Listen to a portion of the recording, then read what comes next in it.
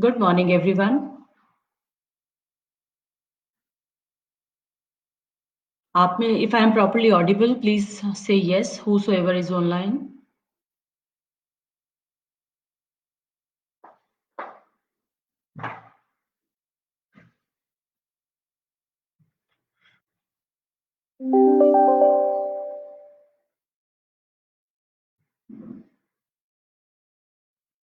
Am I properly audible to any one of you?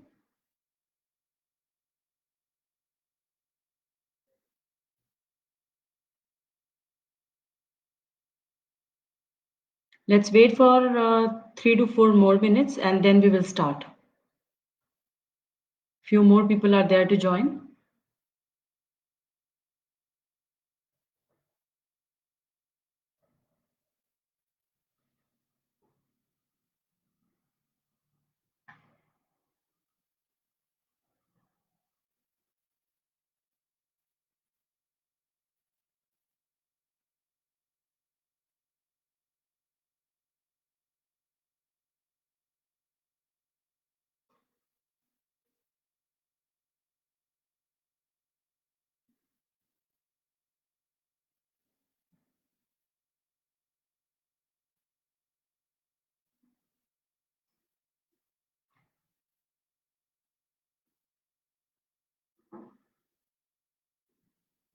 जो भी join करता है, यदि मुझे सुन पा रहे हैं, तो आप यस लिख दीजिए कमेंट सेक्शन में।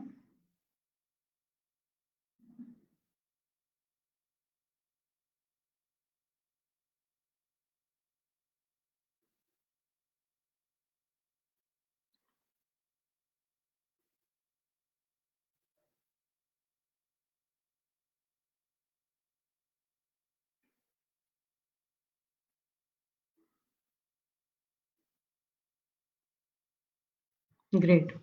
Yes, Padma. I'm waiting for 2 more minutes and then we will start.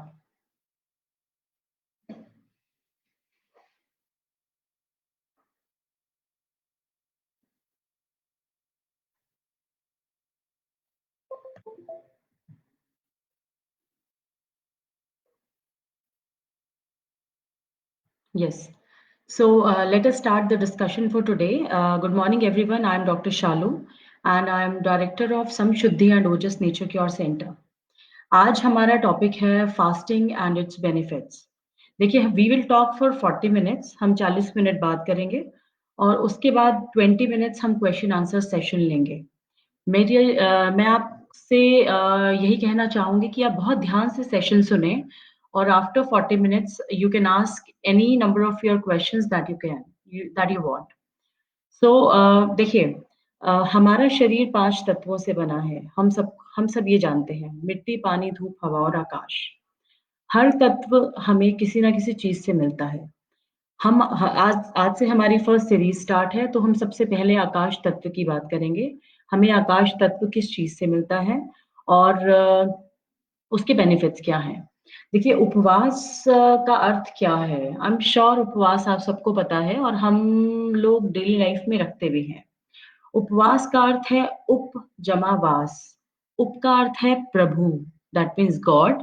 वास का मतलब है साथ रहना। तो उपवास का अर्थ है लिविंग नियर गॉड। जनरली आजकल जो हम उपवास रखते हैं उसका मतलब ही कुछ और है। हम सबके लिए ही कुछ और है। बहुत से लोग मुझे फ़ोन करते हैं कि मैम आज हमने ये उपवास रखा है या इसलिए उपवास रखा है तो हम क्या खाएँ? तो ये समझिए उपवास का अर्थ क्या है और जो आप उपवास रखते हैं क्या ये वही उपवास है जो उपवास का एक्चुअल में मीनिंग है? देखिए, उपवास 2 तरह का है। एक उपवास तो वो हो जो आप लोग आजकल रखते हैं जिसमें आप किसी भी लेट्स से मंडे का फास्ट आपने रख लिया या थर्सडे का रख लिया या किसी फेस्टिवल पे रख लिया जिससे हमने धर्म के साथ जोड़ा है। जिसमें आप ये मनोकामना करते हैं कि आपने फास्ट रखा और आपको कुछ मिल जाए।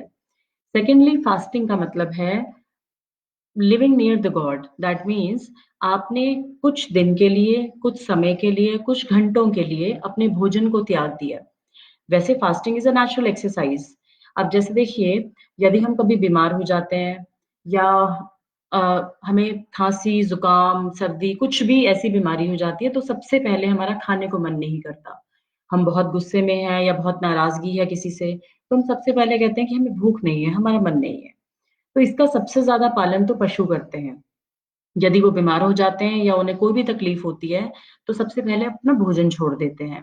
लेकिन हम मनुष्य, हम लोग यदि हमारा मन नहीं भी हो, तो भी हम कुछ ना कुछ, किसी ना किसी फ़ॉर्म में ढूँढते हैं कि हम खा लें। अगर हमारा लेट्स से चपाती खाने का मन नहीं है, तो हम कुछ और ढूँढ लेते हैं, लेट्स टेक सम नींबू पानी या कुछ भी और।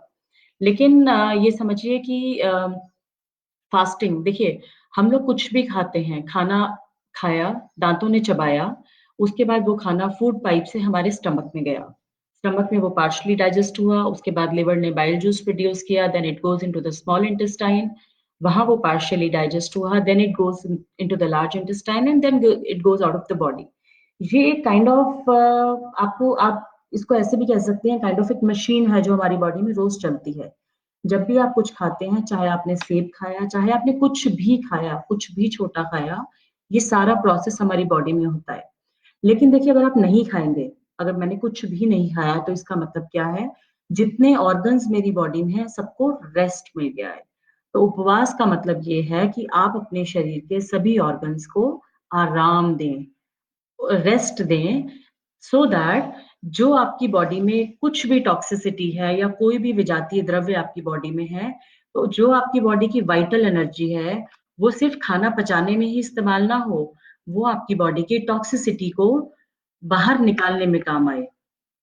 अब ये देखिए, फ़ास्ट उपवास जो है वो बहुत प्रकार के होते हैं।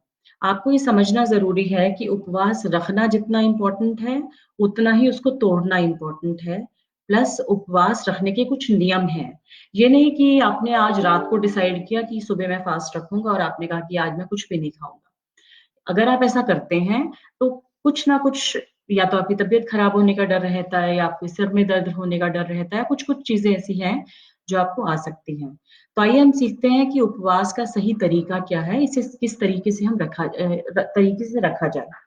पहले तो ये समझते हैं कि उपवास बहुत प्रकार के होते हैं। लेट्स सी उपवास कितने टाइप के होते हैं।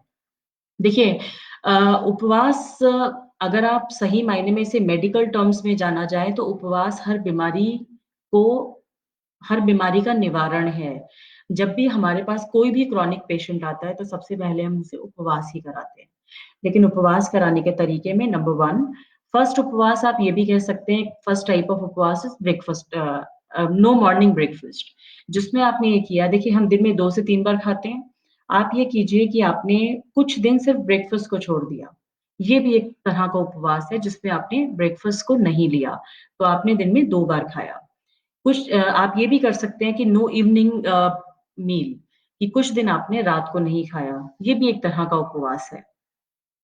एक उपवास में आता है कि only 1 meal in a day इसका मतलब है कि आपने पूरा दिन में एक बार में सिर्फ एक ही चीज़ खाई। जैसे नाश्ते में आपने सेब खाया और रात को आपने दूध पिया या नाश्ते में आपने केला खाया और रात को आपने मूँग की छिलके वाली दाल खाई। तो आपने एक बार में सिर्फ एक ही चीज़ खाई, वो भी एक तरह का उपवास है। एक उपवास ये भी हो सकता है जिसमें आप फलाहार जिसे हम फलाहार कहते हैं, जिसमें पूरा दिन आपने सिर्फ और सिर्फ अपने आप को फलों पर रखा। एक उपवास ऐसा भी है जिसमें आप रसाहार पे रहेंगे, जिसमें पूरा दिन आप लिक्विड डाइट पे हैं, जिसमें आपने कुछ भी फ्रूट नहीं खाया, कुछ भी सैलेड नहीं खाया, कोई वेजिटेबल नहीं खाई, कोई अनाज नहीं खाया, सिर्फ़ और सिर्फ़ आप लिक्विड डाइट पर हैं। एक उपवास ऐसा भी होता है जिसमें आप मिक्स्ड डाइट करते हैं, लेकिन विद प्रॉपर फूड कॉम्बिनेशंस। कुछ उपवास ऐसे भी हैं जिसमें हम सिर्फ़ दूध पर रहते हैं, कुछ उपवास ऐसे भी हैं जिसमें हम मट्ठे पर रहते हैं। लेकिन हम दूध और मट्ठे की बात आज नहीं करेंगे, इन्हें हम कल्प बोलते हैं और इनको रखने का तरीका और इनको रखने के नियम अलग हैं, जिसके बारे में हम फिर किसी दिन बात करेंगे। तो आप ये समझिए कि यदि आपको कोई भी बीमारी है, लेट अस से आपको डायबिटीज़ है, आपको थायरॉइड है, आपको ब्लड प्रेशर है, आपको ओबेसिटी है या फिर आपको बॉडी में हेवीनेस है, तो भी आप उपवास रख सकते हैं और अपने आप को क्योर कर सकते हैं। अब ये देखिए कुछ लोग उपवास और भूखमरी में फ़र्क नहीं जानते। जैसे कुछ लोगों से मैं मिलती हूँ जिन्हें जो बहुत मोटे हैं कुछ हैं, तो वो कहते हैं हम 3 दिन के उपवास पर हैं, जिसमें उन्हें भूख भी लगी है, लेकिन वो अपने आप को भूखा मारते हैं। देखिए, उपवास का मतलब ये नहीं है कि अपने आप को आप भूखा मारें, उपवास का अर्थ है आप इसको इंटेलिजेंटली समझें। अब ये देखिए, उपवास रखने का सबसे पहला नियम क्या है? यदि मैं रोज़ अपनी दिनचर्या में रोज़ कुछ ना कुछ खा रही हूँ, मेरी दिनचर्या रोज़ नॉर्मल चल रही है, ब्रेकफ़ास्ट मैंने किया, लंच किया, डिनर किया, तो अचानक से मैं ये डिसाइड नहीं कर सकती कि मुझे कल उपवास रखना है। उपवास रखने के लिए सबसे पहले आपको एलिमिनेटिव डाइट शुरू करनी पड़ेगी। एलिमिनेटिव डाइट का मतलब है कि यदि आप अपनी दिनचर्या में एक प्रॉपर मील ले रहे हैं, तो आपको अपनी डाइट में से कुछ-कुछ चीज़ें निकालना शुरू कर दीजिए। लेट्स से आप प्रॉपर फूड ले रहे हैं, तो आप उपवास की तैयारी के लिए हमें अपने शरीर को तैयार करना पड़ेगा। तो आप ऐसा कीजिए कि यदि आप प्रॉपर मील रोज़ ले रहे हैं, तो आप अपनी डाइट में से चपाती को हटा दीजिए। लेट्स से आपने शुरू के 2 दिन लंच और डिनर से चपाती को हटा दिया और आपके सिर्फ ब्रेकफ़ास्ट में चपाती बची। अगर आप तीनों टाइम चपाती खाते हैं तो। आपने अपनी 2 मील्स में से अनाज को हटा दिया, 2-3 दिन ऐसा कीजिए और अपनी बॉडी को उसके साथ सेटल होने दीजिए। फिर 3rd डे आप अपने ब्रेकफ़ास्ट में से भी हटा दीजिए। फिर 4th डे आप अपनी तीनों टाइम में से 1 टाइम की सब्ज़ी भी हटा दीजिए।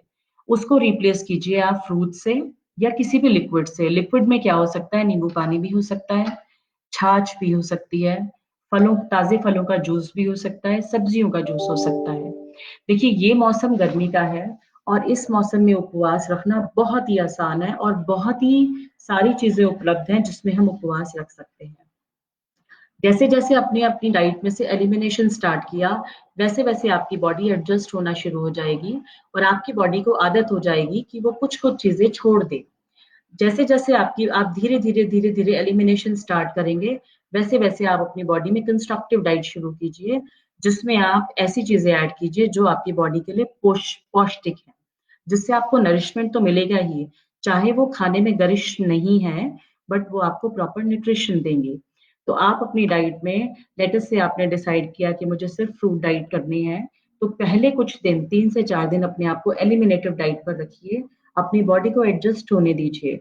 Then you can start with the fruit diet जिसमें आपने हर 3 घंटे बाद फ्रूट खाना है। अब देखिए जैनिज़्म में और हमारे हिंदू धर्म में तो उपवास की बहुत ही महत्वता है। जैनिज़्म में भी ऐसा ही है कि शाम को सूरज ढलने से पहले आप कुछ खा लें और सूरज उगने से पहले आप उठें। अब यदि सूरज ढलने से पहले कुछ खा लेंगे, इसका मतलब है शाम को 6 साढ़े 6 बजे तक आप कुछ खा लें। दिन में सूर्य तत्व पीक पर होता है। जब सूरज उगने के बाद सूरज हमें अपनी किरणें देता है और सूर्य तत्व पीक पर होता है। जो भी आप खाते हैं वो आपको अच्छे से पच जाता है। तो यदि आप 6 साढ़े 6 तक लास्ट मील ले लेंगे शाम को और सुबह फिर 7 बजे तक लेंगे, तो ऑलमोस्ट आपका 12 घंटे का फास्ट ये भी हो जाता है, जो आपको स्वस्थ रखने में बहुत काम आता है। अगेन ये ध्यान दीजिए कि जब-जब हमने नहीं खाया, हमारा हमारे डाइजेस्टिव सिस्टम को काम नहीं करना पड़ा, तो हमारी बॉडी में जो वाइटल फोर्स है, उसने हमारी बॉडी में जमा टॉक्सिन्स पे काम करना शुरू किया और हमारी बॉडी से गंदगी को, डिज़ीज़ को निकालना शुरू किया। अब यदि मुझे डायबिटीज़ है या मुझे थायरॉइड है या मुझे कोई क्रॉनिक इलनेस है, तो उसमें उपवास रखने के क्या तरीके हैं? आप उपवास रखें तो किसी के परामर्श से या किसी की सुपरविज़न में ही रखें या तब रखें जब आपको अपने ऊपर फुल कॉन्फिडेंस हो कि आपको उपवास का कॉन्सेप्ट समझ आ गया है। अब देखिए, यदि आपको कोई बीमारी है और आप उसके लिए उपवास रखते हैं, तो उपवास रखने के दौरान बहुत सी परेशानियाँ हैं जो आपको आ सकती हैं, जिसे हम बोलते हैं हीलिंग क्राइसिस। उसे हम क्राइसिस नहीं बोलते, उन्हें हम बोलते हैं हीलिंग क्राइसिस। क्योंकि जब भी आप प्राकृतिक चिकित्सा करते हैं, तो आपकी बॉडी में विजातीय द्रव्य बाहर निकलना शुरू हो जाते हैं, जिससे हम बहुत जल्दी घबरा जाते हैं। लेकिन यदि आपको उपवास का कॉन्सेप्ट पता है या यदि आपको कॉन्सेप्ट पता है तो आप उससे घबराएँगे नहीं। अब देखिए यदि मैंने ये डिसाइड किया कि मैं 4 से 5 दिन का उपवास रखने जा रही हूँ और फर्स्ट डे से मैंने कुछ हल्का भोजन शुरू किया। लेट अस से मैंने लिक्विड डाइट शुरू की या मैंने फ्रूट डाइट शुरू की। तो जो हीलिंग क्राइसिस हैं उनमें मैं बताती हूँ आपको क्या-क्या आ सकता है। ये हो सकता है कि जब भी आप उपवास रखेंगे तो उपवास के दौरान सबसे पहले चक्कर आना या सर में दर्द होना चक्कर आना और सर में दर्द होना बहुत ही कॉमन चीजें हैं, क्योंकि जब आप उपवास में बहुत कम खाते हैं या अपने शरीर को हल्का भोजन देते हैं, तो शरीर में ब्लड का सर्कुलेशन ऊपर की तरफ जाने लगता है। लेकिन आपको बहुत ही इंटेलिजेंटली इससे इसको हैंडल करना है, घबराना नहीं है। यदि आपको चक्कर आते हैं, तो आपको सीधा लेटकर अपने पैर जमीन से ऊपर रखने हैं। लेकिन अगर आपको गिडीनेस होती है, तो आपको अपने पैर ठंडे पानी में रखने हैं और सीधा बैठना है। उसके बाद ये हो सकता है कि जब आप उपवास रखते हैं तो आपके मुंह से बदबू आनी शुरू हो जाए। Bad order from the mouth, देखिए बहुत ही कॉमन है, क्योंकि जब आप बहुत कम खाएंगे तो शरीर में से टॉक्सिसिटी निकलेगी, और वो गैस की फॉर्म में भी निकल सकती है, एसिडिटी की फॉर्म में भी निकल सकती है। मुझे बहुत सी क्वेरीज आती हैं जिसमें लोग ये कहते हैं कि जब हम उपवास रखते हैं तो हमें एसिड बनता है, हमें गैस बनती है, विच इज वेरी कॉमन। तो उस वक़्त आपको सिर्फ़ ये करना है कि थोड़ा-सा ताज़ा पानी घूँट-घूँट, घूँट-घूँट पीना है और थोड़ी देर इंतज़ार करना है। यदि आपको लगता है कि आपकी एसिडिटी ठीक नहीं हुई है, तो आप हल्का-सा नींबू ले सकते हैं। उसके बाद थर्ड जो चीज़ है वो ये है कि coating on the mouth, coating on the tongue. आपकी जीभ पर एक सफ़ेद कोटिंग आनी शुरू हो जाएगी जब आप उपवास रखेंगे। अब समझिए ये उपवास वही है जो आप एक क्रॉनिक इलनेस को हटाने के लिए कर रहे हैं। एक सफेद कोटिंग आपकी जीभ पर आनी शुरू हो जाएगी, और धीरे धीरे धीरे धीरे अगर आप कुछ दिन और रुकेंगे और उपवास को मेंटेन रखेंगे, तो आप ये देखेंगे कि वो सफेद कोटिंग भी जाने लगी है और आपके मुंह से बदबू भी जाने लगी है। फोर्थ ये है कि जब भी आप उपवास रखेंगे, 2-3 दिन तो आपको बहुत भूख लगेगी, आपका शरीर मांगेगा, लेकिन 3-4 दिन के बाद आपकी भूख खत्म हो जाएगी, आपका शरीर मांगेगा ही नहीं। आपके शरीर में जो भी प्रक्रियाएं हो रही होंगी, आपकी बॉडी में टॉक्सिसिटी पे काम हो रहा होगा, इससे आपको भूख का एहसास नहीं होगा। अब सवाल ये आता है कि हम उपवास तोड़ें कब? क्या हम उपवास रखे रखें? क्या हम 1 हफ्ता कुछ भी ना खाएँ? तो ये देखिए, उपवास तोड़ने की विधि ये है कि जब वो भूख वापस लौट कर आएगी, शुरू में 2-3 दिन तो आपको बहुत भूख लगेगी, लेकिन 3, 4, 5, 6 दिन में आपकी भूख बिल्कुल गायब हो जाएगी। आपको बहुत हल्का-फुल्का अर्ज होगा खाने का, लेकिन यदि आप अपने आप को कंट्रोल कर लेंगे, तो आपको वो भी नहीं होगा। लेकिन 5, 6, 7 दिन बाद जैसी जिसकी बॉडी अलाउ करेगी, आपका रियल हंगर वापस आने लगेगा। आपको एक्चुअल में लगने लगेगा कि मेरी भूख लौट आई है। आपको बहुत ही तरोताज़गी महसूस होने लगेगी। आपके शरीर से दुर्गंध भी जाने लगेगी, आपके मुँह से बदबू भी जा चली जाएगी, और आपको एक लाइवलीनेस फ़ील होगी। अब ये है कि हम उपवास तोड़ें कैसे? अब ये देखिए, जैसे हमने ये देखा कि हमें उपवास के लिए शरीर को तैयार करना था। लेट्स से मैंने पहले एलिमिनेटिव डाइट की, मैंने अपने रोज़ की दिनचर्या से भोजन को हटा दिया, फिर धीरे-धीरे सब्ज़ी हटा दी, फिर मैंने अपने आप को फलों पर या लिक्विड डाइट पर रखा। जैसे-जैसे मैं फलों और लिक्विड डाइट पर कुछ दिन हूँ, उसके बाद जब मेरी बिल्कुल हंगर खत्म हो जाती है, तो आप अपने आप को पानी पर भी रख सकते हैं, जिसको हम एक्चुअल में फास्ट कहते हैं। तो यदि आप पानी पर हैं 2 से 3 दिन, तो 2 से 3 दिन के बाद यदि आपको लगता है कि मेरी हंगर लौट आई है, तो इसका मतलब ये नहीं है कि आप गरिष्ठ भोजन खाना शुरू कर दें। आपको उपवास तोड़ने की विधि भी बहुत जानना बहुत ज़रूरी है। जैसे आपने डाइट को एलिमिनेट किया था, ऐसे ही अब आपने अपनी डाइट को ऐड करना है अब। अब आप 3-4 दिन से पानी पर हैं, तो आपको धीरे-धीरे अपनी डाइट में एक वक़्त फल या एक वक़्त रसाहार को ऐड करना पड़ेगा। जैसे-जैसे आप 3-4 दिन फलाहार और रसाहार पे रहेंगे, आपकी बॉडी एडजस्ट होना शुरू हो जाएगी, वापस से नॉर्मल डाइट पर जैसे-जैसे आपको आना चाहिए। 3 से 4 दिन के बाद आप बॉइल्ड दलिया ले सकते हैं, खिचड़ी ले सकते हैं, उबली हुई सब्जियाँ ले सकते हैं, हरी चटनी ले सकते हैं, और उसके बाद जब आपको लगता है कि मेरी बॉडी बैक टू नॉर्मल आ गई है, तब आप अपने नॉर्मल फूड पर आइए। ये है एक उपवास रखने और तोड़ने की विधि। अब ये जानना इम्पोर्टेंट है कि अ, उपवास रखने उपवास बहुत बीमारियों में रखा जाता है। तो उपवास रखना किस चीज़ पर रखना है और किस पर नहीं, इसके लिए आपको किसी एक्सपर्ट प्राकृतिक चिकित्सक से आप परामर्श लें और तभी उपवास रखें। नॉर्मल दिनचर्या में आप ये भी कर सकते हैं कि आप नींबू पानी पर उपवास रख सकते हैं, या फिर यदि आप फलाहार पर उपवास रखना चाहते हैं, तो आप दिन में अलग-अलग तरह के फल खाएँ। लेकिन ये देखिए कि हमें फल खाते हुए भी मेल और बेमेल भोजन का ध्यान रखना पड़ेगा। आप पानी वाले फल किसी ठोस फल के साथ नहीं खा सकते, तो एक बार में एक ही फल खाएँ। और बॉडी क्लॉक का ध्यान रखें। जैसे मैंने अपने पिछले लेक्चर में कहा था, हमारी बॉडी में एक बायोलॉजिकल क्लॉक चलती है। देखिए, मास्टर क्लॉक हमारे हाइपोथैलेमस में है, जिसमें 20,000 न्यूरॉन्स एक बार में काम करते हैं। तो हर ऑर्गन का एक स्पेसिफिक टाइम है हमारे शरीर में काम करने का। इस बात को बार बार मैं अपने हर टॉक में दोहराती हूँ, इस बात को ध्यान रखिए। हमारे शरीर पर हमारा अधिकार नहीं है। ये शरीर प्रभु ने बनाया है, it has been made by God. और हमारे शरीर में एक साइकिल फिक्स्ड है, जिसमें हर ऑर्गन की वर्किंग टेंडेंसी फिक्स्ड है। आप लोग यदि स्वस्थ रहना चाहते हैं, तो आप ये देखिए कि आपको अपने शरीर को ब्रेकफास्ट देने का समय, लंच देने का समय, डिनर देने का समय निश्चित करना होगा। ये नहीं कि आपने कल किसी वक्त खाया, आज किसी वक्त खाया, परसों किसी और वक्त खा रहे हैं। यदि आप अपने शरीर को, लेट्स से कि मैं अपने शरीर को 7 बजे रोज भोजन देती हूँ, तो मेरी बॉडी में इंसुलिन प्रोड्यूस करने की एक टेंडेंसी हो जाती है। तो यदि आप 10 दिन अपनी बॉडी की एक दिनचर्या बना लेते हैं, तो 11वें दिन यदि आप उस वक्त भोजन नहीं करेंगे, तो आपका शरीर अपने आप मांगेगा, क्योंकि हमारी बॉडी की एक दिनचर्या फिक्स हो गई है और हमारी बॉडी उसके अकॉर्डिंग चलती है। तो ये ध्यान रखना बहुत इंपॉर्टेंट है कि हम कौन सी चीज किस वक्त खाएं। उसके बाद यदि आप रसाहार पे उपवास रखना चाहते हैं, आजकल का टाइम जो बहुत ही इंपॉर्टेंट है, जिसमें आपको अपनी इम्यूनिटी बढ़ानी है, तो इम्यूनिटी बढ़ाने के लिए कचौड़ी समोसे पे ज्यादा जोर मत दें। जोर ये दें कि दिन में एक बार कम से कम वेजिटेबल जूस पिए, जिसमें घिया, टमाटर का juice, one of the best, a very very harmonising juice. Secondly आप ये भी कर सकते हैं, धनिए की चटनी।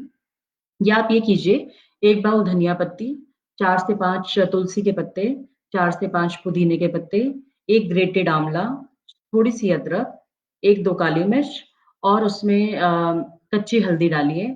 इसको मिक्सी में पीसिए।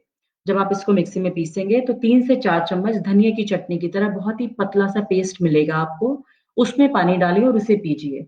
This is a wonderful chlorophyll drink. इससे आपकी बॉडी बहुत ही जल्दी क्लिंज हो जाती है। अच्छा, एक बहुत इंपॉर्टेंट बात मैं आपको बताना चाहूंगी। आजकल के समय में जो हम उपवास रखते हैं, जी मैंने सोमवार का उपवास रखा। सुबह समय नहीं है, फटाफट भागे, ऑफिस में जो मिल गया खा लिया, रात को आए, जी सोमवार को रात को ये खाते हैं, तो आपने खाकर अपना उपवास तोड़ लिया।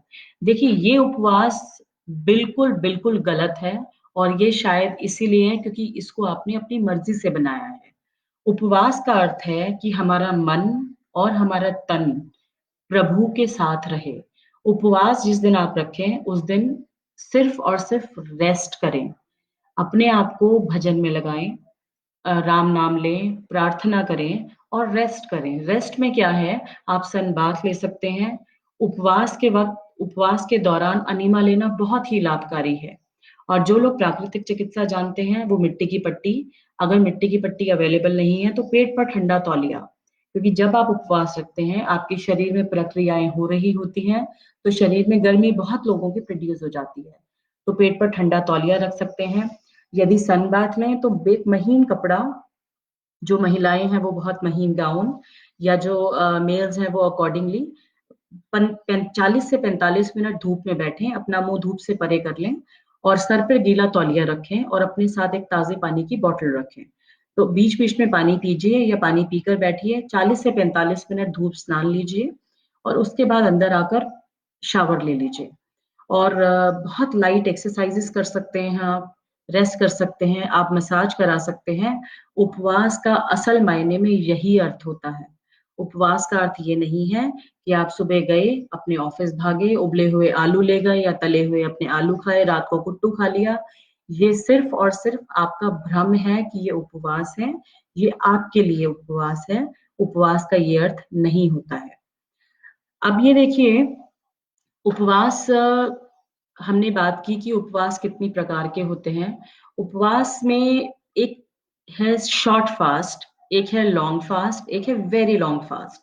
उपवास कुछ लोग 1 वीक का फास्ट भी रखते हैं, जिसमें एक हफ्ते तक वो हल्का भोजन लेते हैं, या जैसे मैंने आपको प्रोसेस बताया, पहले एलिमिनेटिव डाइट, फिर बीच में complete water diet and then the constructive diet. कुछ लोग एक महीने का उपवास भी रखते हैं, जिसमें वो सिर्फ एक वक्त खाते हैं और फिर पूरा दिन कुछ नहीं खाते, सिर्फ जल पर रहते हैं। कुछ लोग 10 से 15 दिन का उपवास भी रखते हैं। वो डिपेंड करता है कि आपके शरीर को किस चीज़ की ज़रूरत है। लेकिन मेरा आपसे ये अनुरोध है, क्योंकि हमारी डाइट का पार्ट है, we should take 80% of the alkaline diet and 20% of the acidic diet. तो यदि मेरा उपवास है और मैंने पूरा दिन सिर्फ एक बार खाना खाया, तो मैंने वो पका हुआ ही खा लिया। तो उस पके हुए खाने की जगह यदि आप पूरा दिन में एक बार फल खाएँगे, तो वो आपको बहुत-बहुत ज़्यादा बेनिफिशियल होगा। उपवास का सही मायने में आपको फ़ायदा भी मिलेगा। और यदि आप पूरा दिन यदि आपको लगता है कि एक बार फल खाना सफिशिएंट नहीं है, तो आप उसको 2 से 3 बार में भी डिवाइड कर सकते हैं। या आप उसको पूरा दिन लिक्विड डाइट पर भी रह सकते हैं। इससे भी आपकी बॉडी में बहुत सी टॉक्सिसिटी में आपको फ़ायदा मिलेगा। अब देखिए उपवास जो है वो ऋतु के हिसाब से भी होते हैं। अब हम जानते हैं कि हम नवरात्रों की बात करते हैं जो एक शॉर्ट फास्ट है जो बहुत से लोग करते हैं, 9 दिन का उपवास। देखिए जो नवरात्र हैं वो हर बार चेंज ऑफ सीज़न में आते हैं। आई एम नॉट श्योर कितने लोगों को ये पता है, लेकिन जब भी मौसम बदलता है, हर 6 महीने के बाद नवरात्रे आते हैं। तो हर बार नवरात्रि जो है, नवरात्रों का अर्थ ही है कि आप अपने आप को 9 दिन फलाहार पे रखें, ताकि आने वाले 6 महीनों में आप बिल्कुल स्वस्थ रहें। तो एक एक वक़्त के नवरात्रे ऐसे हैं जिसमें हम सिर्फ़ सिंघाड़ा खा सकते हैं, हम मखाने खा सकते हैं, हम तिल खा सकते हैं, जिससे आपको बहुत सा कैल्शियम मिलता है बॉडी में, आपकी बॉडी में मिनरल्स की डेफ़िशिएंसी पूरी होती है। और एक उपवास ऐसा है जिसमें आप कुट्टू भी ले सकते हैं। कुट्टू बहुत यूज़फुल है हमारी बॉडी के लिए, लेकिन अगर आप उसको सही मायने में इस्तेमाल करें तो। ये नहीं है कि आप कुट्टू के पकौड़े बनाकर खाएँ, उससे आपके शरीर को कोई लाभ नहीं है। Kuttu in otherwise is a very, very good cereal जो आपको बॉडी में बहुत फ़ायदा देगा। अब हम बात करते हैं उपवास से ठीक होने वाली बीमारियाँ। अब देखिए आजकल डायबिटीज़ है, बहुत ही कॉमन बीमारी है। थायरॉइड है, बहुत ही कॉमन बीमारी है। ओबेसिटी का तो कोई वी कैन से ओबेसिटी पे तो कुछ कहना ही बेकार है, क्योंकि हम लोग ये भूल ही गए हैं कि ओबेसिटी होती क्या है। हम लोग सिर्फ़ खाते हैं, खाते हैं, खाते हैं, खाते हैं, खाते हैं। आप में से ये पूछती हूँ मैं, कुछ लोगों के घर में देखिए खाँसी होना, ज़ुकाम होना, उल्टी होना, दस्त होना बड़ा कॉमन सी चीज़ें हैं। किसी के घर में यदि किसी को ज़ुकाम है या लेट्स से फ़ीवर है, जब भी हमें बुखार आता है तो सबसे पहले क्या होता है हमारी भूख चली जाती है। हम कुछ भी खाना पसंद नहीं करते। लेकिन जो घर वाले हैं, वो क्या सोचते हैं, थोड़ा-सा कुछ खा लो, कुछ भी खा लो, जो तुम्हें पसंद हो खा लो, लेकिन कुछ खा लो। आप ये समझिए, जब हमारे शरीर ने मना कर दिया है, जब हमारे शरीर ने खुद ही संकेत दे दिया है कि इसे कुछ नहीं चाहिए, इसका अर्थ यही है कि बीमारी हमारे शरीर में संकेत दे देती है कि यदि मैं बीमार हूँ, तो मुझे खाने को कुछ ना दिया जाए। मेरी जो हमारी वाइटल फ़ोर्स है, वो हमारी बॉडी में टॉक्सिसिटी को अपने आप रिमूव कर देगी। और जैसे-जैसे मेरा फ़ीवर उतरने लगेगा, मेरी रियल हंगर लौट आएगी। ये फ़ास्टिंग का अपने आप में एक नेचुरल एग्ज़ाम्पल है। गॉड ने एक बहुत ही अच्छा मैकेनिज़्म हमारी बॉडी में सेट किया हुआ है, लेकिन हम उसको डिस्टर्ब करते रहते हैं। तो ये समझिए, जब भी कोई भी बीमारी आपको आएगी, सबसे पहले आपको भोजन त्यागना है। यदि आपने कुछ बहुत हेवी खा लिया या आपने बहुत कुछ दिनों से आप उल्टा-सीधा खा रहे हैं, तो अपने शरीर के शोधन के लिए आपको किसी दवाई की ज़रूरत नहीं है। आपको किसी ऐसे सिरप की ज़रूरत नहीं है कि आपका ये पेट फटाफट साफ़ हो जाए। आप टमाटर का सूप पी सकते हैं, आप पालक का सूप पी सकते हैं, पूरा दिन आप लिक्विड डाइट पर रह सकते हैं, आप पूरा दिन फलाहार पर रह सकते हैं, पूरा दिन बहुत ही पूरा दिन रॉ फूड पर रह सकते हैं। दैट डिपेंड्स कि आपकी बॉडी को क्या सूट करता है। लेकिन बॉडी क्लींजिंग के लिए कुछ भी मुश्किल नहीं है, वो सिर्फ़ और सिर्फ़ घर में रहकर हो सकती है।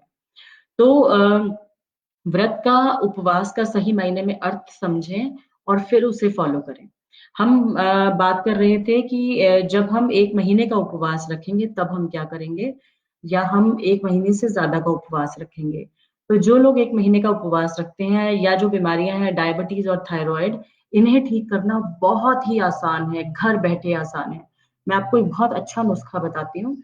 आप घर बैठे ही विदिन 10 डेज़ आप अपनी डायबिटीज़, आप अपना थायरॉइड चेक कीजिए, कॉन्स्टेंटली चेक कीजिए। मुझ पे विश्वास नहीं कीजिए, आहार को चेंज कीजिए और अपनी ग्लूकोमीटर में रीडिंग चेक कीजिए। अगले 10 दिन रेगुलर चेक कीजिए and you will C wonders in your diet. अब देखिए, अगर हम रॉ डाइट की बात करें, अगर हम उपवास में बात करें कि हम क्या-क्या खा सकते हैं, अगर हम रॉ डाइट की बात करें तो अगर आप स्प्राउट्स की बात भी करेंगे, जो कच्चा आहार है, बहुत से लोगों को ये मिथ होता है कि ये प्रोटीन है तो हम नहीं खाएँगे, इससे यूरिक एसिड बढ़ जाएगा। ये समझिए कि स्प्राउट्स में प्रोटीन है, लेकिन प्रोटीन ब्रेक डाउन होकर अमीनो एसिड्स की फॉर्म में है। तो प्रोटीन जो आप जब आप स्प्राउट्स खाते हैं तो बहुत इजीली डाइजेस्टेबल है हमारी बॉडी में, तो जिसका यूरिक एसिड भी बढ़ा हुआ है वो भी इसे खा सकता है। जिन लोगों को कॉन्स्टिपेशन रहती है या बहुत ज्यादा एसिडिटी रहती है, ऐसे लोग इसे कच्चा ना खाएं, थोड़ा-सा इसको बॉयल करके खाएँ। बॉयल करने का भी तरीका ये है कि इसमें गर्म पानी डाल दें, उबलता हुआ पानी डाल दें और इसको 10 से 15 मिनट छोड़ दें और फिर उसके बाद इसे खाएँ। स्प्राउट्स में आप स्प्राउट्स में आप सैलेड मिला सकते हैं, खीरा, गाजर, ककड़ी कुछ भी मिला सकते हैं। स्प्राउट्स में आप बादाम भी मिला सकते हैं, हरा धनिया भी मिला सकते हैं। It is a perfect nitric oxide breakfast. अपना ब्रेकफास्ट यही कीजिए, ये जो पराठे हैं या कुछ और भी आप खाते हैं, इन सबको छोड़िए। स्प्राउट्स आप ब्रेकफास्ट में लीजिए या फिर आप फ्रूट्स ले सकते हैं, लेकिन आप स्प्राउट्स और फ्रूट्स इकट्ठा नहीं ले सकते। देखिए, खाने के नियम है, फूड कॉम्बिनेशन को फॉलो करना बहुत इंपॉर्टेंट है। आप बार-बार खाएँ, लेकिन फूड कॉम्बिनेशन को फॉलो करके खाएँ तो आपको नुकसान नहीं देगा। तो आप 1 मील स्प्राउट्स रख सकते हैं, 1 मील फ्रूट्स रख सकते हैं, 1 मील नारियल पानी रख सकते हैं, 1 मील में जूस रख सकते हैं, 1 मील में छाछ रख सकते हैं। मैं ये इतनी सारी मील्स उन लोगों के लिए बता रही हूँ, जिनका ये मानना है कि हमें हर 2 घंटे बाद खाना चाहिए या जो बहुत देर भूखे नहीं रह सकते। और जब भी आप प्राकृतिक खाएँगे, अगर आपने फल खाया, अगर आपने स्प्राउट्स खाया, अगर आपने सैलेड खाया, तो ये बहुत जल्दी आपकी बॉडी में डाइजेस्ट हो जाता है और आपकी बॉडी को बहुत सारा पानी देता है। इसीलिए आपको बहुत जल्दी भूख लगाती है, 2 से ढाई घंटे में आपका फिर से मन करेगा कि आप कुछ खाएँ। इसीलिए प्राकृतिक भोजन पर ज़्यादा से ज़्यादा ज़ोर रखें। इस वक़्त आपके पास बेस्ट टाइम है, आप अपने घर हैं, आपको कहीं जाना नहीं है। एक डायरी बनाइए, उस पर लिखिए, सुबह से लेके शाम तक लिखिए। कुछ लोगों को ये भ्रम होता है कि हम कुछ नहीं खाते। सुबह से लेके शाम तक लिखिए आपने क्या-क्या खाया है और फिर शाम को चेक कीजिए कि क्या-क्या है आपने खाया और क्या-क्या आपने छोड़ दिया। और उसके अकॉर्डिंग 5-6 दिन की अपनी डाइट बनाइए कि आप क्या-क्या खा रहे हैं और कितना खा रहे हैं। उसके बाद आप उपवास को फ़ॉलो करना शुरू कीजिए। जैसे-जैसे आप जो मैंने आपको डाइट बताई, जैसे-जैसे आप फास्टिंग करेंगे या एलिमिनेटिव डाइट पर रहेंगे, वैसे-वैसे आप देखेंगे कि आपकी डायबिटीज़, आपका थायरॉइड, आपकी बॉडी में हेवीनेस, आपकी कॉन्स्टिपेशन, आपकी ओबेसिटी अपने आप ही जाने लगेंगी। और बहुत से लोग मुझे ये भी कहते हैं कि मैम हम बहुत दिनों से कर रहे हैं, कुछ होता तो नहीं है। तो समझिए, you will not see overnight results. It is not allopathy कि आपने ये कोई घुट्टी नहीं है, आपने खाई और आपको तुरंत आराम आ गया। प्राकृतिक चिकित्सा एक स्लो प्रोसेस है, it is a slow process. बीमारी जितनी जल्दी आई नहीं, उतनी जल्दी जाएगी भी नहीं। लेकिन आपको one you will C wonders अगर आप इस पे स्टिक रहते हैं। अगर आप बहुत इंटेलिजेंटली इसको फॉलो करते हैं, किसी भी डायरेक्टिव से, किसी की भी डायरेक्शंस लेकर इसको फॉलो करते हैं, I am sure you will be able to get rid of 90% of your diseases at your home only. जो होम सिकनेस है, जो मेंटल ब्लॉकेज है इस वक़्त, वो सब कुछ आपको आपके ठीक हो जाएँगे and you will feel very, very energetic from inside. Now I will invite questions from the audience. अगर किसी को कोई क्वेश्चन है, तो let us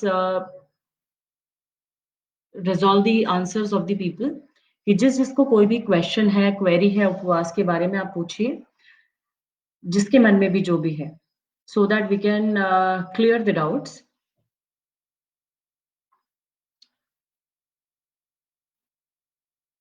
good morning Kanchan ji, good morning Seema ji, good morning Kavita जी।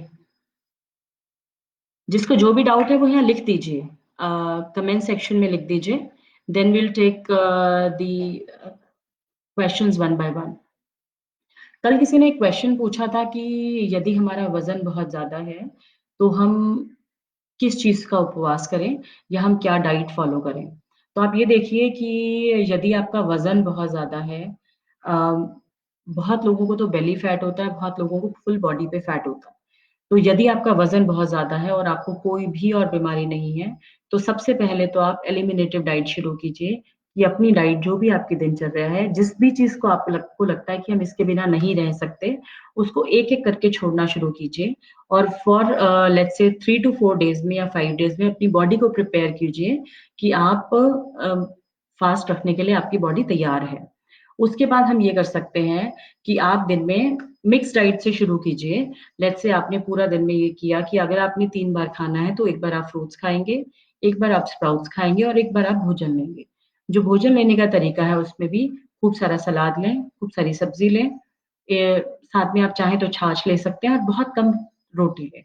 तो प्रेफ़रेबली खाने का जो भोजन का समय है वो रखिए आफ्टरनून का टाइम और फ्रूट्स का टाइम रखिए ब्रेकफ़ास्ट का टाइम और कुछ भी अगर आपको सूप लेना है या कुछ भी आप ले सकते हैं, वो रख सकते हैं आप इवनिंग में। हाँ, यदि आप सूरज ढलने से पहले खा रहे हैं 6 साढ़े 6 बजे तक, तो आप फल भी खा सकते हैं। फल को 6 साढ़े 6 बजे के बाद हम नहीं खाते हैं। ओके। अब वीनू जी का सवाल आया है कि क्रेविंग्स को कैसे कंट्रोल करें? बहुत ही अच्छा क्वेश्चन है। देखिए, इसका बहुत अच्छा तरीका है, जैसे मैंने अभी बताया था, ये देखिए, ये हमारी जीभ की टिप है। इस पर टेस्ट बड्स होते हैं। यदि 10 से 11 दिन, सिर्फ़ 10 से 11 दिन आपने अपनी जीभ को कुछ नहीं दिया, जो ये माँगती जा रही है, माँगती जा रही है, माँगती जा रही है। सिर्फ़ 10 से 11 दिन, 10 से 11 दिन भी शायद मैं ज़्यादा कह रही हूँ, 4 से 5 दिन में कंट्रोल हो जाएगा। यदि आपने 10 दिन इसे कुछ नहीं दिया, तो 11वें दिन नहीं माँगेगी, इट्स फॉर श्योर। तो क्रेविंग्स को कंट्रोल करने के लिए सिर्फ शुरू में तो देखिए थोड़ा मुश्किल होता है, तो क्रेविंग्स को कंट्रोल करने के लिए आप अल्टरनेटिव ढूँढिए। जैसे कुछ लोगों को नमकीन खाने की बहुत आदत होती है, तो वो लोग क्या कर सकते हैं नमकीन मुरमुरे या फिर मखाने, उन्हें रोस्ट करके रखिए या फिर आप भुने हुए चने जो होते हैं, उसमें मुरमुरे मिक्स कर लीजिए और उसे रोस्ट करके रख लीजिए, थोड़ा-सा नमक और काली मिर्च मिला सकते हैं। तो नमकीन की जगह पर इसे खाइए तो ये पौष्टिक भी है और आपके शरीर को फ़ायदा भी देगा। कुछ लोगों को मीठा खाने की बहुत क्रेविंग होती है। ऐसे लोग क्या कर सकते हैं, थोड़ी-थोड़ी देर बाद गुड़ खा सकते हैं। यदि आप गुड़ खाएँगे, गुड़ से शरीर को फ़ायदा तो होगा ही होगा और आपकी क्रेविंग्स भी कंट्रोल हो जाएँगी। तो जैसे-जैसे आप कुछ दिन ऐसा करेंगे, वैसे-वैसे आपकी शरीर को आदत हो जाएगी। और देखिए, इतने इंटेलिजेंटली सोचिए, जैसे आप कहीं जाते हैं और आपको कुछ पहनना है, तो आप 10 जगह आप बहुत चूज़ी हो जाते हैं कि मुझे यही पहनना है कि मेरे शरीर को अच्छा लगे। तो आपका माइंडसेट ये होना चाहिए कि जो भी मैं खा रही हूँ या मैं खा रहा हूँ, क्या वो मेरे शरीर को फ़ायदा करेगा? तो यदि आपको लगता है कि जो मैं खा रही हूँ मेरी बॉडी के लिए बेनिफिटेड है, तभी उसको यहाँ से अंदर डालिए अदरवाइज़ नहीं डालिए। जिस दिन आपको ये समझ में आ गया, उस दिन आपकी क्रेविंग्स अपने आप कंट्रोल हो जाएँगी। और हाँ, देखिए 6 days discipline, 1 day cheating is always allowed. अगर आप हमेशा डिसिप्लिन में रहते हैं, तो चीटिंग भी करेंगे तो it will not harm your body. But you have to understand that discipline and regret both are painful. Choice is yours. हाँ जी। पद्मा जी ने पूछा है, मैम क्या स्पोर्ट्स प्लेयर को फास्ट करना चाहिए? देखिए, फास्टिंग तो सबको करनी चाहिए। मैं ये नहीं कह रही कि आपकी आज 10 किलोमीटर दौड़ है या 8 किलोमीटर दौड़ है, तो आप आज उपवास कर लीजिए, नहीं। जिस दिन खाना है उस दिन खाइए, लेकिन शरीर शोधन के लिए उपवास करना बहुत ही आवश्यक है। ऐसा तो नहीं आप रोज़ भागते हैं, जिस दिन आपकी छुट्टी है या आपको लगता है कि कुछ दिन ब्रेक है, तो उस दिन आप फास्टिंग का मतलब है कि आप कुछ हल्का भोजन लीजिए या बिल्कुल अपने आप को प्रकृति की तरफ ले जाइए। तो जब आप फास्टिंग करेंगे तो आपको ये पता लगेगा कि आपकी सोचने-समझने की और एफिशिएंसी डबल हो गई है। It will definitely improve your body, it will improve the glow on your skin, it will improve everything in our body, you will yourself see. हाँ जी, नेहा जी ने पूछा है, during routine days also my stomach needs food very very quickly. हाँ जी, देखिए नेहा जी को मैं personally भी जानती हूँ, तो ऐसा इनके लिए स्पेशली मैं बता रही हूँ कि ऐसा होता है कि डेली रूटीन में हमारी बॉडी को बार-बार कुछ चाहिए। लेकिन बहुत सारी चीज़ें डिपेंड करती हैं कि आपके बर्थ से लेकर अभी तक आपकी बॉडी का शेड्यूल क्या रहा है या आपकी बॉडी में क्या पास्ट कोई डिज़ीज़ रहा है या आपने कोई मेडिसिन्स खाई हैं या आपकी बॉडी की तासीर कैसी है, उसके बाद ये डिपेंड करता है कि आपकी बॉडी को कुछ चाहिए। अब देखिए अगर आपकी बॉडी को बार-बार कुछ चाहिए, बॉडी को दीजिए, लेकिन दीजिए either in the liquid form और in the watery form in the sense कि हमारी बॉडी देखिए 70% वाटर है। तो अगर आपकी बॉडी बार-बार कुछ माँगती है तो बहुत सारी ऑप्शंस हैं, नींबू पानी, नारियल पानी, छाछ आप दे सकते हैं, फ्रूट्स आप दे सकते हैं, मखाना आप दे सकते हैं। एक चीज़ और जो एक क्रेविंग को हटा सकती है वो है आप गुड़ और तिल को मिला के रख लीजिए। It's a wonderful combination of calcium and magnesium and potassium in the body. तो इसको बनाकर रख लीजिए, जब आपको मन करे आप खाइए। देखिए जब नेहा जी जब हमारी बॉडी बार-बार हमें माँगती है, तो इसका मतलब ये नहीं है कि हम भरपेट खाना चाहते हैं। वो सिर्फ़ एक क्रेविंग है कि मुझे लगता है मैं अपने मुँह में कुछ डाल लूँ। तो यदि आप बार-बार लिक्विड ले लेते हैं तो आपकी बॉडी को कुछ हार्म नहीं देगा। अगर आप फ्रूट्स भी ले लेते हैं तो आपको हार्म नहीं देगा। बट ये करिए कि बार-बार पेट भर के मत खाइए। अपनी बॉडी को दीजिए, क्योंकि यदि आप अपनी बॉडी को शुरू में देंगे, तभी आपकी बॉडी की हिम्मत बढ़ेगी ताकि वो फास्टिंग लॉन्ग फास्टिंग कर पाए। तो हल्का-हल्का दिन थोड़ा-थोड़ा दीजिए और अल्टरनेटिव्स ढूँढिए। जैसे मैंने अभी आपको क्लोरोफिल ड्रिंक बताई, it's a wonderful drink. I am sure अगर आप इसको लेंगी, तो आपकी भूख कम होना शुरू हो जाएगी, आपको क्रेविंग्स कम होना शुरू हो जाएँगी और आपका पेट भी सेट हो जाएगा। हाँ जी, लीना जी ने पूछा है मैम कल्प के बारे में बताएँ। लीना जी कल्प के बारे में हम फिर कभी बात करेंगे, लेकिन मैं कल्प के बारे में आपको इसलिए बहुत डिटेल में नहीं जाना चाहती क्योंकि कल्प के लिए बहुत ही ज़्यादा सुपरविज़न की ज़रूरत है। मैं नहीं चाहती मुझे सुन के आप में से कोई भी कल्प करना शुरू कर दे। लेकिन मैं आपको बताना चाहती हूँ कल्प जनरली जिन लोगों को कैंसर होता है उसे भी ठीक कर देता है। पुरानी से पुरानी बीमारी क्रॉनिक इलनेस को ठीक कर देता है। कल्प में हम दूध या मट्ठा दिन में सिर्फ़ दूध या मट्ठे पर ही रहते हैं। 10 दिन भी रह सकते हैं, 20 दिन भी रह सकते हैं, 1 महीना भी रह सकते हैं, 40 दिन भी रह सकते हैं। जिसमें हम 250 ग्राम दूध से लेकर 2 से ढाई लीटर दूध या मट्ठा 1 दिन में लेते लेते हैं। तो ये कल्प के बारे में हम फिर किसी दिन एक सेशन रखेंगे, ताकि आपको बहुत ही अच्छी तरह उसके नियम बता दिए जाएँ और मैं नहीं चाहती आप घर में बिना किसी की सुपरविज़न के कल्प करें। ओके।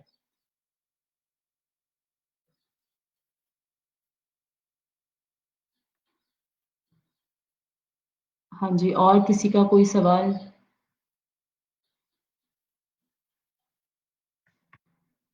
हाँ जी, एक क्वेश्चन और है जो कल ही आया था। उन्होंने मुझसे पूछा कि डायबिटीज़ में तो बार-बार खाना ज़रूरी होता है, हम लोग इंसुलिन लेते हैं, हम लोग फ्रूट्स सॉरी हमारी शुगर हाई रहती है, तो हम लोग दवाई भी लेते हैं, इंसुलिन भी लेते हैं, तो डायबिटीज़ में तो फास्टिंग बिल्कुल नहीं करनी चाहिए। तो आप कैसे कह सकते हैं कि फास्टिंग करनी चाहिए? तो आप ये समझिए कि फास्टिंग का मतलब फास्टिंग करना जो आपके मन में है कि बार-बार खाना है, ये बिल्कुल गलत धारणा है। फास्टिंग का मतलब है ऐसा नहीं है कि आप अगर कुछ नहीं खाएँगे तो आप भूखों मर जाएँगे। आप खुद देखिएगा यदि आपने एक दिन कुछ नहीं खाया, तो इसका मतलब ये नहीं है कि आप बेहोश हो जाएँगे या कुछ ऐसा हो जाएगा। आपकी बॉडी में ऑलरेडी बहुत सारा एनर्जी स्टोर है। तो जब आप फास्टिंग करते हैं, तो आपकी बॉडी उस एनर्जी स्टोर को यूज़ करती है। हाँ, जो लोग इंसुलिन लेते हैं या जो लोग डायबिटीज़ की मेडिसिन लेने वाले को तो फास्टिंग करने में कोई प्रॉब्लम है ही नहीं। लेकिन जो लोग इंसुलिन लेते हैं, वो ये करें कि वो भोजन को बिल्कुल छोड़ें नहीं। जैसे मैंने आपको कहा कि आप स्प्राउट्स ले सकते हैं, आप फ्रूट्स ले सकते हैं, आप सैलेड ले सकते हैं, आप जूसेस ले सकते हैं। हाँ, अगर इतना सब कुछ लेने को भी आप फास्टिंग कहते हैं, फिर तो खाने का कोई अंत नहीं है। ये सब लेने का मतलब फास्टिंग नहीं है। हाँ, यदि आपको लगता है कि फल खाने का मतलब कुछ भी खाना नहीं है, तो ये बिल्कुल गलत है। यदि आपने फल खाया तो भी आपके डाइजेस्टिव ट्रैक्ट वैसे ही काम करेगा जैसे रोटी खाने से काम करता है या कोई और चीज़ खाने खाने से काम करता है। तो ये है कि जो लोग इंसुलिन लेते हैं वो हल्के भोजन पर रहें और आप ये पाएँगे आई एम श्योर आप करके देखिएगा आपको ये पता लगेगा जब आप हल्के भोजन पर हैं, तो आपका शुगर लेवल अपने आप डाउन हो जाएगा। जितना ज़्यादा आप अनाज खाते हैं, जितना ज़्यादा आप कुक्ड फूड खाते हैं, उतना ही डायबिटीज़ बढ़ती है। कुछ लोग ऐसे भी होंगे यहाँ पर या जिनकी फैमिलीज़ में लोग बहुत सालों से डायबिटिक होंगे या इंसुलिन पे होंगे। उनसे मेरा सवाल है कि यदि कोई डायबिटिक पेशेंट है और वो 10 साल से डायबिटीज़ की मेडिसिन ले रहा है, तो क्या वो ठीक हो गया? नहीं, वो ठीक भी नहीं हुआ और इनफैक्ट उसकी मेडिसिन भी बढ़ती गई और शायद उसे आज इंसुलिन भी लग रहा है। तो ये समझना ज़रूरी है कि यदि 10 साल में भी आप रेगुलर फूड खाने के बाद भी डायबिटीज़ की मेडिसिन नहीं छोड़ने में कामयाब हो पाए या फिर आपको और बीमारियाँ लग गई, तो इसका मतलब है कि जो भी आपकी दिनचर्या है वो सही नहीं है। आपको अपनी it's the high time when you should change your schedule, when you should change your routine. जैसे-जैसे शेड्यूल और रूटीन चेंज करेंगे, वैसे-वैसे आपकी दिनचर्या ठीक होती जाएगी, आपकी डायबिटीज़ कंट्रोल होती जाएगी and I am sure you will be able to leave the insulin. ऐसा नहीं है कि आप इंसुलिन नहीं छोड़ सकते हैं। हाँ, ऐसे लोगों इस वक़्त एक और भी चीज़ है जो सफ़ेद पेठा है।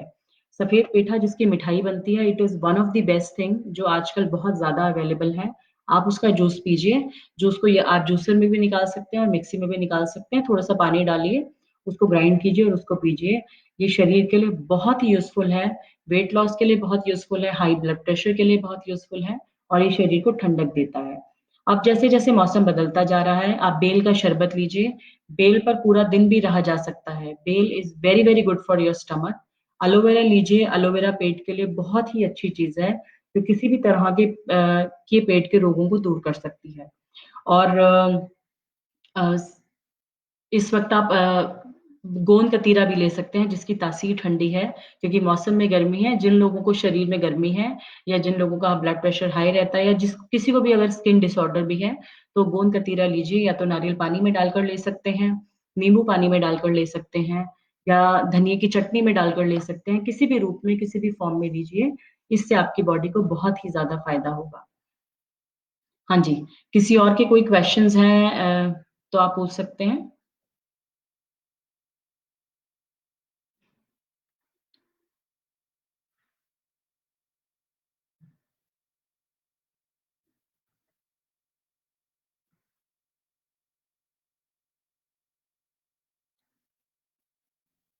हाँ जी, एक और क्वेश्चन आया है फ़ोन पर कि हमें फास्टिंग कितने दिन की रखनी चाहिए? देखिए, ये फास्टिंग कितने दिन की रखें, ये डिपेंड करता है आपकी अपनी कैपेसिटी पर और आपको क्या तकलीफ़ है। अगर आप टू स्टार्ट विद अगर आप बिगिनर हैं, तो आप 1 से 2 दिन का उपवास रखने की कोशिश कीजिए, लेकिन उपवास की विधि वही होनी चाहिए जो मैंने कहा है।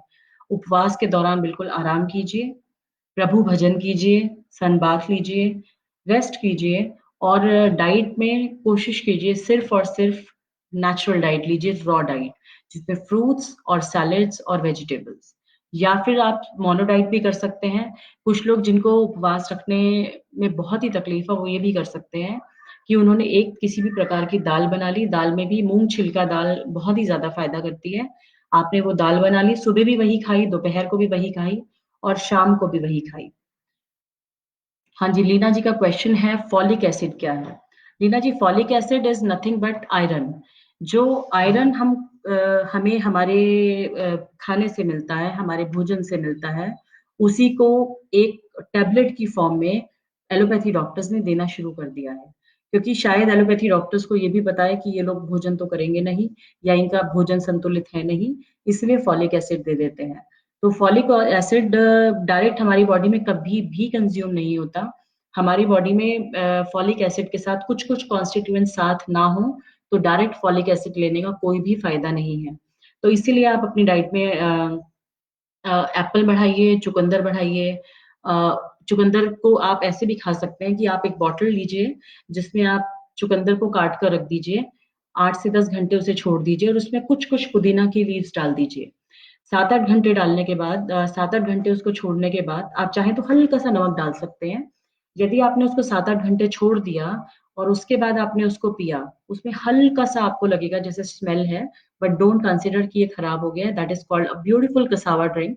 जब आप उसको पिएँगे, तो आपको ऐसा लगेगा कि आपको शायद पेट में क्रैम्प्स पड़ने शुरू हो गए या कुछ है, आपका पेट बहुत अच्छे से साफ होगा और आपकी भूख बिल्कुल बंद हो जाएगी 1-2 दिन।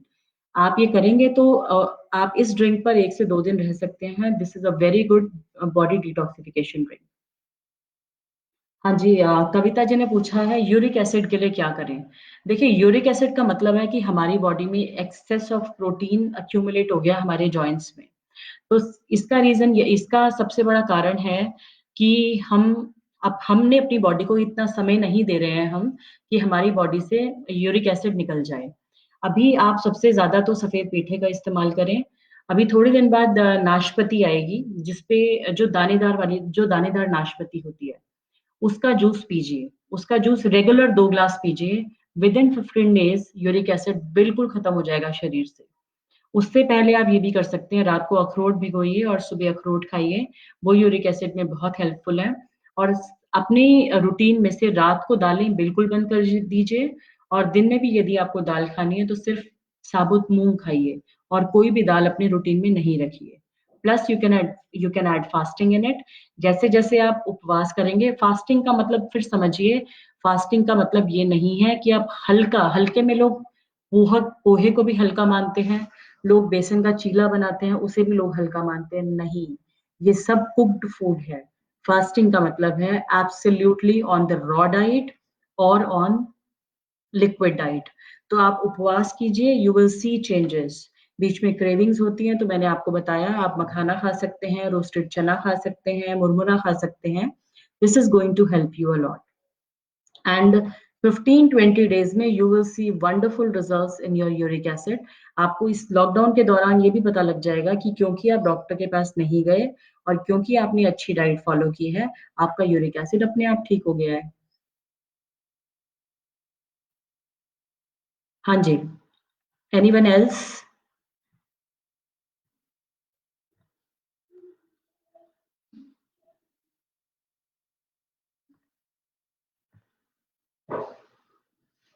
I am waiting for few more questions.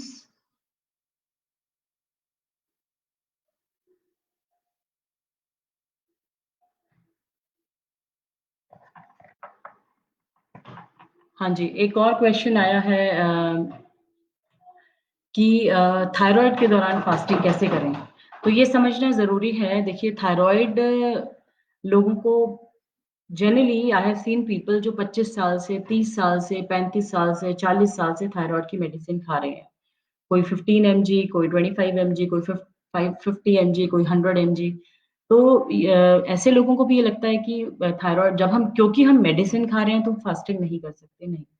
देखिए, मेडिसिन ने कभी किसी को ठीक नहीं किया। Allopathy is important only for the very urgent diseases. तो उपवास, थायराइड के दौरान जब आपको उपवास रखना है तो सबसे पहले आप ये देखिए कि आप हमारी जो किचन है उसमें बहुत सी चीजें हैं जो हमारे थायराइड ग्लैंड को स्टिमुलेट करती हैं। थायराइड ग्लैंड भी दो तरह का है, हाइपोथायराइड एंड हाइपर थायराइड। लेकिन आप, यदि आप उसका उसको फॉलो करेंगे और यदि आप धनिया पानी रेगुलरली यूज करेंगे, रात को 1 चम्मच धनिया एक गिलास, कांच के गिलास में भिगो दीजिए और सुबह उसको छान कर पीजिए। Number one. Number two, again go on a very natural diet. अगर आप फास्टिंग नहीं भी करते तो अ वेरी नेचुरल डाइट, जिसमें एक तो आप अपने शेड्यूल को फॉलो कीजिए और रॉ डाइट को मैक्सिमम रखिए। Number three, raw diet. जितना ज्यादा, सॉरी, लिक्विड डाइट, जितना ज्यादा लिक्विड लेंगे उतना ज्यादा आपकी बॉडी रिस्पॉन्ड करेगी। नंबर फोर, सिंहासन। आपको सिंहासन करना है, जिसमें आप अपनी जीभ को बहुत ज्यादा बाहर निकालते हैं और आप अपने गले की मसाज कीजिए। This will be very helpful. Plus प्राकृतिक चिकित्सा में थायराइड के इलाज के लिए हम अलसी का लेप लगाते हैं यहाँ पर अपनी आपके थायराइड ग्लैंड पर, और प्लस हम आपको मिट्टी का लेप भी देते हैं। तो यदि आपको कभी मौका मिले तो आप प्राकृतिक चिकित्सा का इलाज भी ले सकते हैं। हाँ जी, Vinita ji, good morning.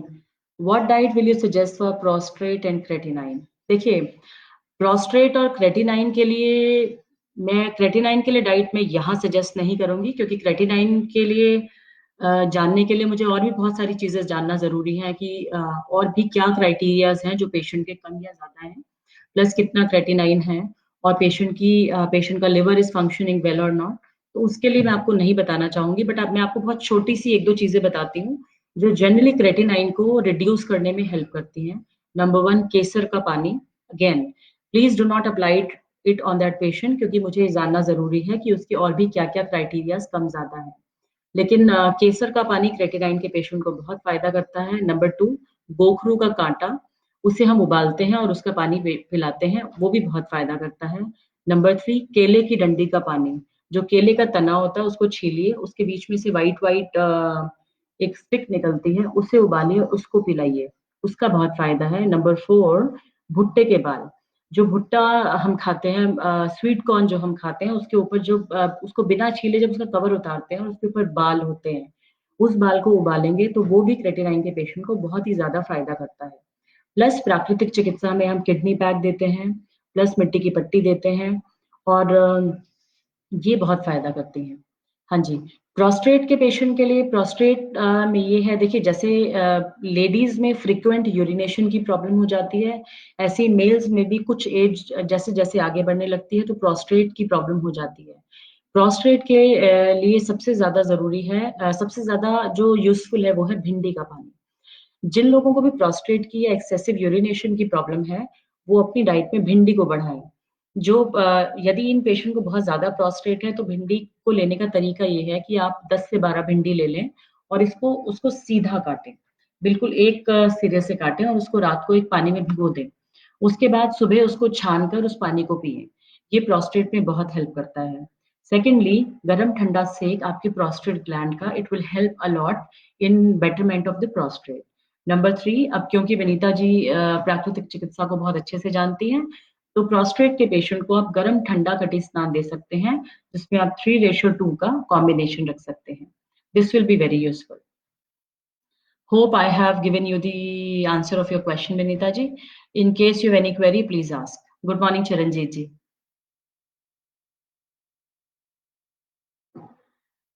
5 more minutes. I'm waiting for more questions. In case anyone has any question, you can please ask.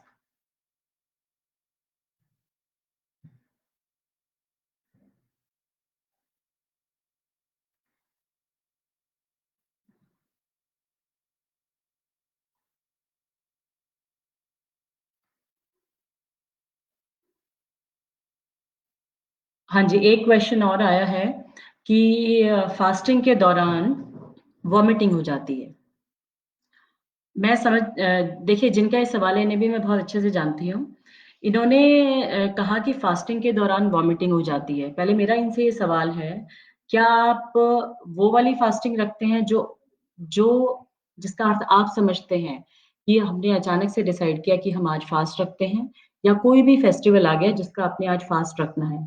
सुबह से आपने कुछ नहीं खाया, आप बिल्कुल भूखे हो और आप रात को क्या खाना है इसकी तैयारी में पूरा दिन लगे हो।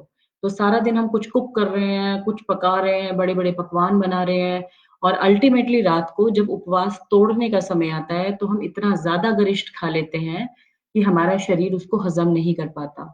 तो हमें बहुत ज़्यादा एसिडिटी, बहुत ज़्यादा गैस हो जाती है which comes on the head. तो जैसे-जैसे एसिडिटी बढ़ जाएगी और बहुत ज़्यादा गैस्ट्रिक ट्रबल होने लगेगा, तो आपने जो भोजन खाया है वो आपको नहीं पचेगा और जो हमारे शरीर की प्रक्रिया है कि यदि जो मैंने खाया वो मुझे नहीं पचा तो it should come out of the body, तो बॉडी अपने आप उसको एक वॉमिटिंग की फॉर्म में शरीर से बाहर निकाल देगी या आप इतना अनईज़ी हो जाएँगे कि आपके शरीर में वो खाना नहीं पच रहा है, तो आपको उसे उंगली मारकर गले में या खूब सारा पानी पीकर उलटना पड़ेगा। इसीलिए उपवास का अर्थ ठीक से रखें। आप किसी धर्म के लिए या किसी रिलिजन के लिए भी फास्ट रखते हैं, तो आप एकदम से गरिष्ठ भोजन मत खाइए, अपना उपवास या तो फलों से तोड़ें या रसाहार से तोड़ें और जिस दिन आपने उपवास रखा है, उस दिन आपको गरिष्ठ भोजन बिल्कुल भी नहीं खाना है। You have to understand it. Thank you so much. I'm sure I have answered many of your questions. Thank you very much.